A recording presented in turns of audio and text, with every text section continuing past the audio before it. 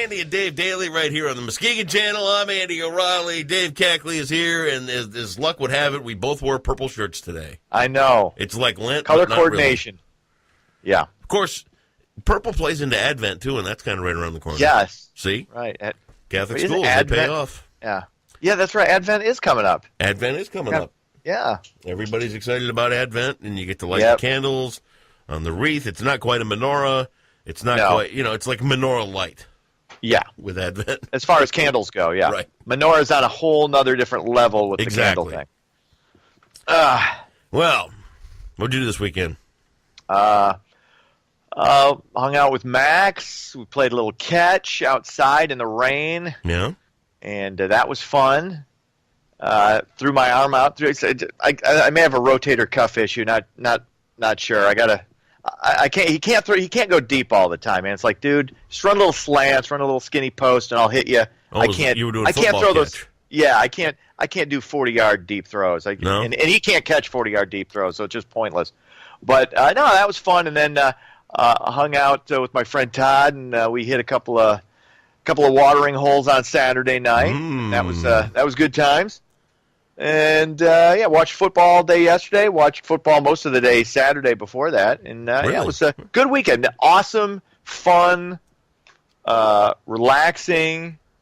A little bit, a little bit of drinking, a little bit of family, father-son bonding time. It was good. Well, a variety. I commend you for a fantastic weekend, sir. That was great. You? I worked. Yeah, of course. Nose to the grindstone. That's what I do. Champagning, campaigning. No, and there was no champagning. Well, I either was at a hockey game or working on hockey things on the computer. See, that's that's what working people have to do. I know. You high-rolling TV stars, you can have those weekends off where you can, booze it up, and Dude, your I earn friend my Todd always seems to pop up, so that's, hey, that's cool. Oh, I love the insinuation. Yeah, You and Todd at the Blue Oyster Bar having a good time? It's all right, man. We're both single guys in our 40s. I love you like a brother. Nothing's going to change that, man. That's okay. So, you know what's funny? Is he used to crack gay jokes at me all the time. Who did? When I was younger, Todd did. We've known each other for over 20 years, and I would walk in and he would make some reference, and everybody would laugh. And now, people probably think we're dating, which is funny. Well, that's okay. We're not. Sure. Nothing wrong with it, Dave. Be you. I know there's nothing wrong with it. That's why I would say I would be so out there. You have no idea how out there I would be if I were gay. Okay. I'm telling you, just not my thing, man. Hey. Teach their own. No judgments here. No judgments here. Hey, I'm cool. Whatever you want to be. You're cool. I'm cool. I'm behind you. We're both wearing purple. It's all good. That's right. All right. All right. Are you going to start some news up, or are you just going to continue your ruse? Let's get right into it. All right. All right. At least 26 people are dead following a shooting at a church in Texas. Horrible. More than a dozen were wounded after the suspect opened fire while people were worshiping in Sutherland Springs. 26-year-old Devin Kelly was wearing protective armor when he entered the church and started shooting. Following a high-speed chase, Kelly was found dead in his vehicle. It's unclear whether he shot himself or was killed by those chasing him, because it wasn't just police chasing him. It was, this is Texas, and you're in Texas. You shoot somebody, they will shoot you back. That's how it works. And it was... Yeah. So, and you know what? I'm going to go ahead and say it because I've seen it across social media. He's a terrorist. He's a thug. He's a scumbag. He's every label you want to put on him. And what are you going to do? You got to stop letting these soft targets be the. You got to find a way to reinforce these soft targets. And my thinking, and people are always at a loss as to what to do after situations like this, and really all you can do is what people do. It's support the victims, because in a free country that we live in, we're the freest of the free, and we talk about things like terrorism and illegal immigration and mass shootings, and there's no way to prevent any of these things because we live in a free country. Right. People are free to, you're free to be insane, and you can't. We've talked about this ad nauseum. You can't defend against that. All you can do is support the victims and try and be there for those who are hurting. And you can't legislate stuff away. But you can stop them on the way in too. You can guard these places, and you can make it so these things can't happen like they are. And I'll tell you another thing too. And this is borderline, and it's bad. It's almost bad to say. Mm-hmm. But if these things didn't make such huge news presence, they wouldn't happen as often as they would. You're absolutely right. That's 100%. It is so much more about the attention for the perpetrator, and they know they're going to get all this attention. They know their manifesto is going to get seen. They know that they're going to kill themselves anyway or end up dead. Yeah. Or either which way, they know they're on their way out, so they're going to take a bunch of people with them. They're going to get their 10 minutes of fame. Mm-hmm. And if they did not have this kind of news coverage and such a big deal made out of all these incidents, they'd decline. They really would. In defense of the media, though, the media has to cover it. Now, do they have to cover it to the extent they do? Do they have to reveal the name of the guy? You could argue with that, but it's a huge news story. The media has to cover it. I'm not saying it's not. I'm just simply saying that crazy has been going on forever, okay? Mm-hmm. News coverage like we get today has not. And right. Oh, you're right. You know what I mean? If we could back off some of this sensationalism in journalism, I think it would go a long way. Well said. Thank you. Absolutely. What else is going on?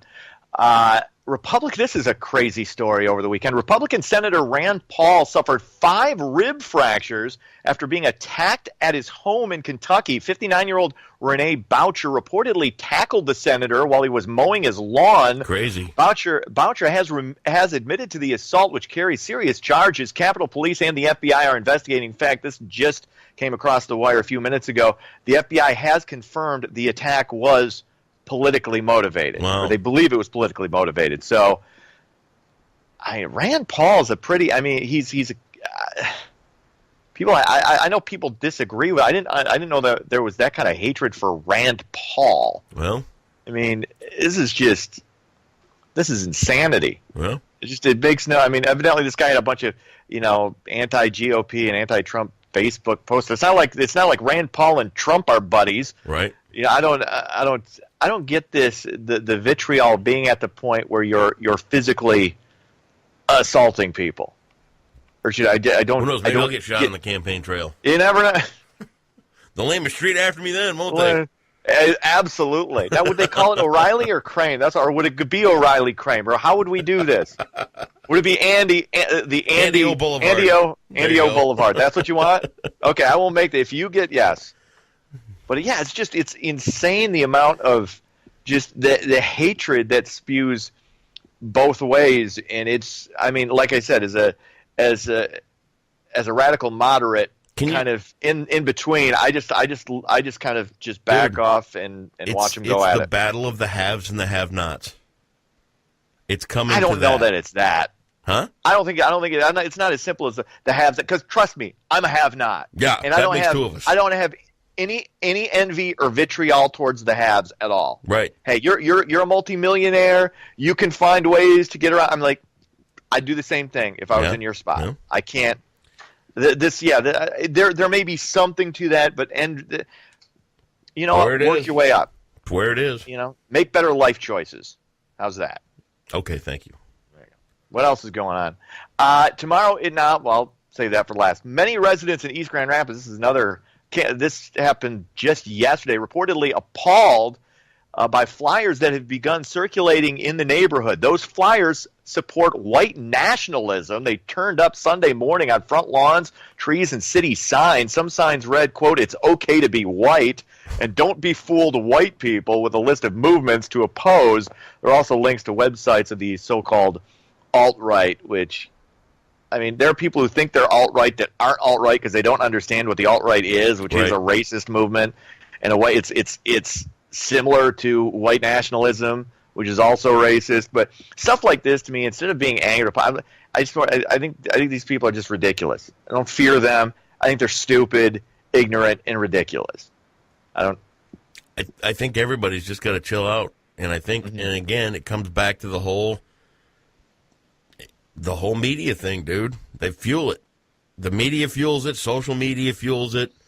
You know, one guy's thought gets amplified 10,000 times by shares and other retweets. Yeah, it's time to slow down, everybody. Take a pause. Looking at your friends and your neighbors, taking care of your own neighborhood and all that stuff, and all you got to do is worry about your circle. Just back it down a notch and cool it. You need. I think people do. That's the other thing people need. I think people need to tighten their circle. Yeah. You know, eliminate the peripheral stuff fringe. And the fringe, and kind of get together. Tomorrow is Election Day. Officials are hoping to restructure Muskegon County's entire youth criminal justice and risk prevention system. Voters are being asked to approve a new $1.5 million tax. In order to do so, according to county and court administrators, they would then be able to fund over $6 million in programs for the next decade. So there's a lot of stuff on the ballot. Just make sure you get out and vote. I said my piece on this yesterday. I really think that what alarms me the most is that we don't have these programs here already. Okay. Yeah. We have to ship kids to Pennsylvania to get this kind of stuff, and we spend about $100,000 a kid to do it. They come right back to the same mess, and it repeats itself over and over and over again.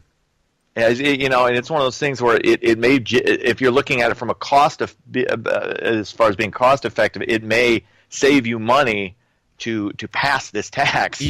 And take care. Yeah, I'm here to tell you what I there were some people. I put a little video out talking about it yesterday from my point of view, and there were some people that are already telling me that, I can't vote for you now for this big money grab. And you know what? Don't. Whatever. Yeah. Okay. Here's the thing: if we can. You're Dave Cackley, all right? Let's say it's you, and you get in trouble, and I'm the guy that's got to sentence you to whatever. Okay. All right, Dave, got in a little trouble here. We're going to do what we can to straighten you out. First off, I'm going to kick you out of town. I'm going to send you away from your family and friends, and you're going to Pennsylvania because we don't have the resources here to take care of you. I'm going to miss my mom. I know where you're going, but I don't want to. Why would we kick a kid out of our own town when we can't? We don't have the stuff here to fix them. Why don't we have those resources here? Yeah. Why don't we have those programs? Why don't we have the ability to rehabilitate the entire family and take care of the problem once and for all? I think it's so stupid. We don't have any inpatient stuff. We don't have any ability to treat the problem holistically. Right. And that's what pisses me off about all these naysayers on this millage,